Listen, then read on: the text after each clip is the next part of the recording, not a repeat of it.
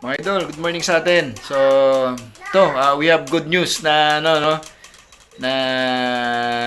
nakita, nabasa natin, we have witness, yung kagabi, yung the game between Team Gilas Pilipinas against Jordan sa finals yun sa Asian Games, right?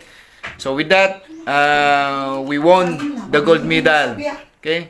So overwhelming yun because of very coveted yung awards na yan, yung gold medal na yan sa atin. Katunayan sa record na naibasa natin is that is after 61 years nung last naka-gold ang Pilipinas, right? So ganun nakatagal. So ngayon this year, through the efforts ng coaching staff, ng mga players ng Team Gilas, is we were able to gain basketball supremacy, dito sa Asia once again.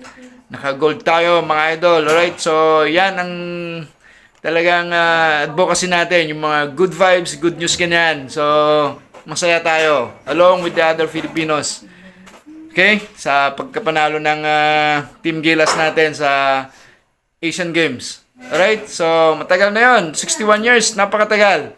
Di pa siguro, wala pa yung mga idol natin noon. Mga idol ko noon, sila Don Ramon, okay, Alan Kaidik, yan. Kasi parang nabasa ko isa, nung time ni na Sergio Don Ramon is naka-silver lang tayo. That time, mga magaling na din yun ng PBA dati.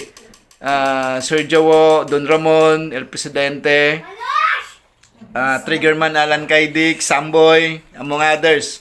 The director, Hector Calma, mga idol natin. So, yun, naka-silver tayo. This time, gold. So, sobrang achievement na yan. The peak na dun sa Asian Games, okay? Among other countries sa Asian, dami-daming teams dyan, tayo naka-gold. So, congrats again to the coaching staff, okay? And of course, sa mga players natin sa kanilang best effort. So, proud to be Pinoy, alright? Mabuhay, mga idol. Ingat tayo lagi, alright?